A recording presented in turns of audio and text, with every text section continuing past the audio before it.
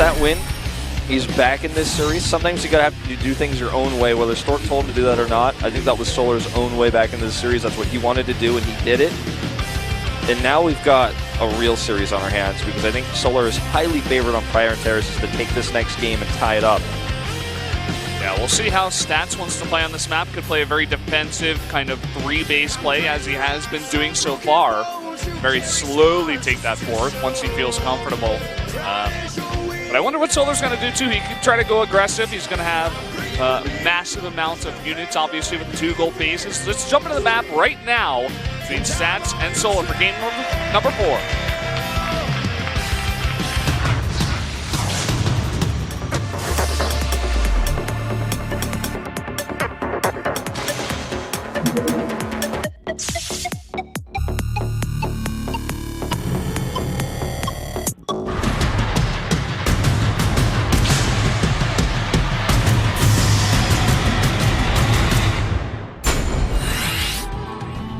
Here we are on Prion Terraces.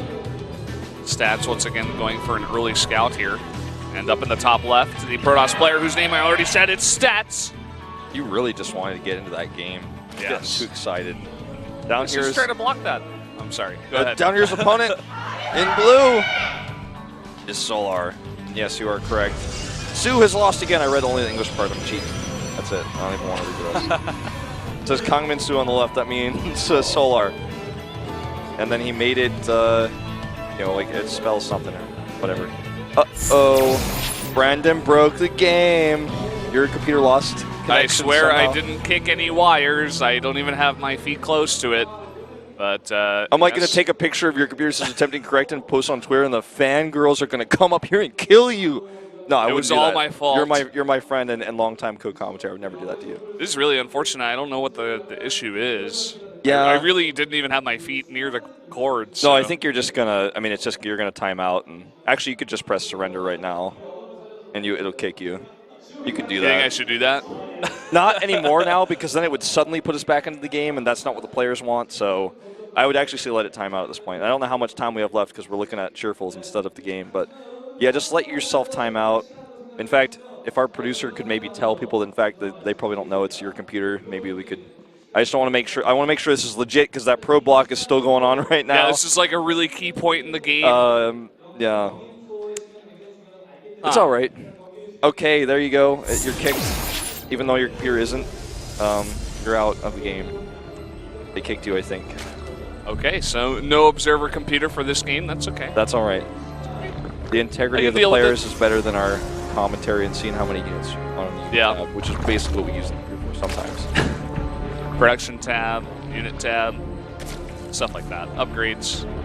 So he did get the hatchery up, which is important. The third hatchery. Very far away. You know, I wonder if Stats is going to try to follow this up with any kind of aggressive play. I'm not so sure. I think he's got 2 gates at the front. Maybe that's just a cybernetics core coming up, actually. Yeah, it looks like just one gate for now. One gate, you're right. And I suppose he could try to put some pressure on the third base, but nothing happening just yet.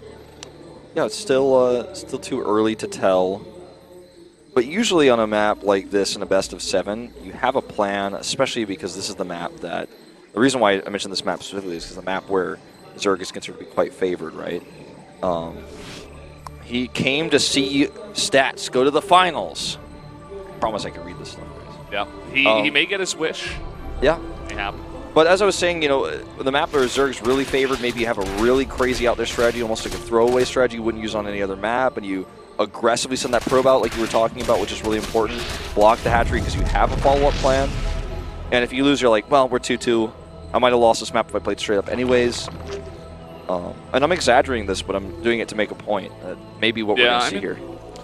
I definitely agree with you. I think on certain maps where maybe you're not confident, you're not feeling it, you know, I feel like it would feel worse to play your heart out and just get crushed, you know, especially on a map like this. I was talking to Tastes the other day. He's like, I forget what the map name was, but for Brood War, he's like, I was just always all in on this map. Like, I just never played it straight up. I'm like, it makes sense, you know?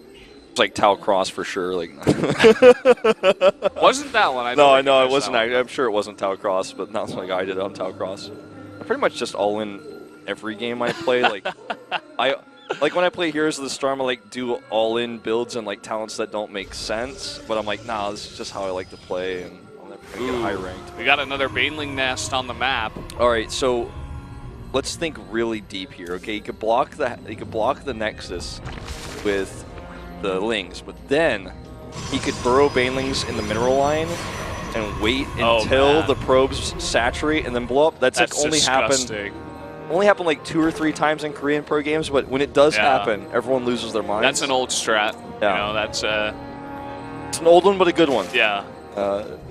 Checks out.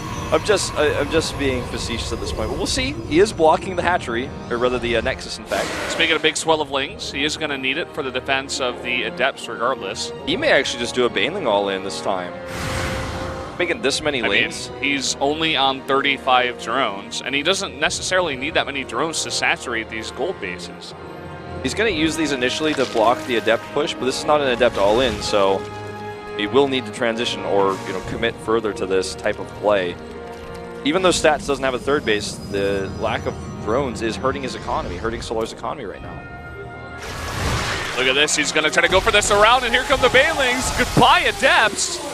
Get 3 of them do get away. 4 of them, actually. Yeah, it looks like not the most direct hits he could have hoped for. This base is still denied. In fact, both bases denied. I really like how much Solar is committing to this unorthodox playstyle of using burrowed Lings to block these hatcheries. All right, Oracle on the way. Last time he did not commit to this, but this time he will have that detection a lot faster. His Forge is also later this game, so that's another factor. Yeah. He's really desperate to get that detection out. He can't sit on 2 base forever. We have Solar back at home, droning up now, going up to about 49 drones. And we'll probably take a 4th base here in just a bit. And I think we'll just transition into a more normal game. We do have him going for the +1 melee again. Yeah, it looks like he really wants to prove to the world that this is a thing.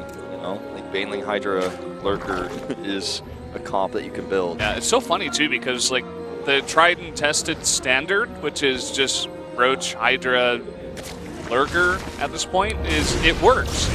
Protoss have trouble with that, so I'm not too sure why he's mixing it up. Maybe these guys have a history playing on the ladder or just custom games or whatever, and he knows that Stats is really good against Lurker, so he wants to try to mix it up, go for different timings and stuff like that. I think it's a good idea, too, in a best of 7 to mix up your strategy. You don't want to play the same game on 7 different maps, but play the same way. Yeah. We're going to see another Queen get picked off here. Sad days.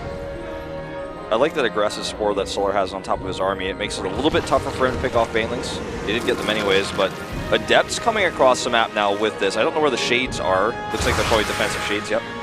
And doing a little bit of poke damage. Stats finally does have his 3rd Nexus nearly completed. He's doing a lot of harassment damage to these Phoenixes. I really like Stats' position in this game, to be honest. He's dealt with this comp before. He knows what to do. And he's getting a lot of damage just like before. This time there's no burrowed roaches harassing him either while he's out here doing this harass.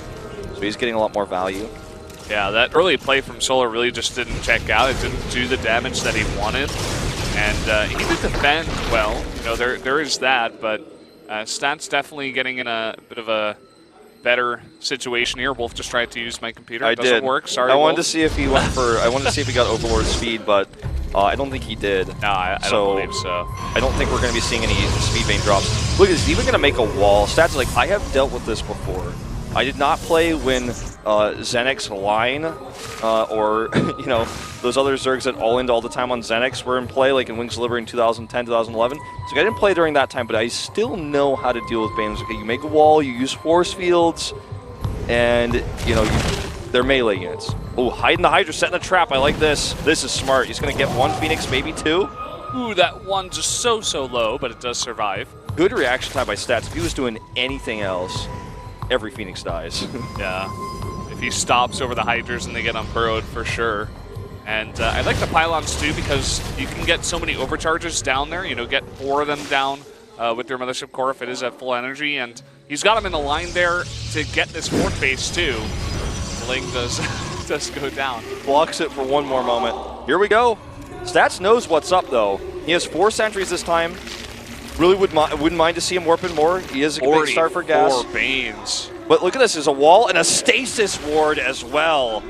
That's a Baneling's worst nightmare. Okay, here we go, Valdez. Overcharge is going up. There's a time warp as well. Huge stasis hitting mostly Lings. There's still a lot of Banelings left. Look at the force fields, though. There are a lot of force fields left over. The pylons are being focused down so fast. The Hydra's now getting a really nice round, and here come the Banelings. Nothing will survive. Only Immortals left. And I don't think that's enough. This is not enough. Baneling's coming in. They're going to wreck the mineral line. 14 probes die instantly. And now he's just going to continue to push forward. This comp, I think I see it. I think I get it now. Zealots warping to die. And I guess that is going to be all she wrote here for game number 4. 2 Banelings going to hit this mineral line. Not a single probe split. This fourth base not happening. No cancel. And charge is finished. That's great. So the Banelings can kill the Zealots even faster. Wolf. Yeah. Where are these probes going? Where are you going, probes? I mean, getting decent lifts here, but he's got nothing behind it. He's got 2 Immortals, warping at 3. GG! Solar! When you think about it, it makes sense that you would build a comp like this because it breaks through buildings. It will destroy pylons easily. What are you going to deal with it? You use Zealots when you're low on gas. You try to warp in Zealots desperately. We saw that. Stats even tried that. Didn't work out. The other thing to keep in mind is I look at Brent's having a computer problem on his computer, so I was like freaking out about that a little bit. Hopefully we'll get him back into the game for the next game. But you've got Immortals at the back, but they can't deal with Banelings very quickly. You don't have AoE yet. What are you going to warp in? Stalkers? Not really going to be very helpful. And the Hydras deal with everything else once the Zealots are gone. And if you don't have Storm, even if you have, like I was thinking, I said it even on the cast, I was like, well, you're going to see more sentries maybe for more force fields, but then what? The Hydras shoot over the force fields and kill your army. I mean, if you consider the last game that Solar tried to play this on, it was on Dust Towers, and that's a gigantic 2-player map. It's not quite like Prime Terraces. With the economy of that map, Solar was able to get so many more Lings and therefore Banelings out there, and that definitely, that helped in getting just that huge amount of Banelings that was enough to push over. Of course, there's no ramp there, too, so it was very hard for Stats to defend as well. All right, just trying to resolve the internet problem.